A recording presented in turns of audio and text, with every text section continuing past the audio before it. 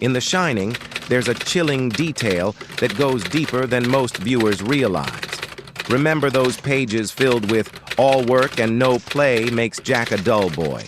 They weren't just printed. Director Stanley Kubrick wanted the detail to feel disturbingly real. So, he ordered the crew to type each line on every single page by hand. Hundreds of sheets filled with Jack Torrance's dark obsession, all typed letter by letter.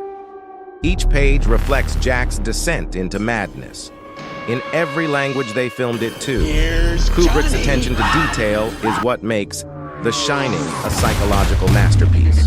Want more movie facts? Like and subscribe for more.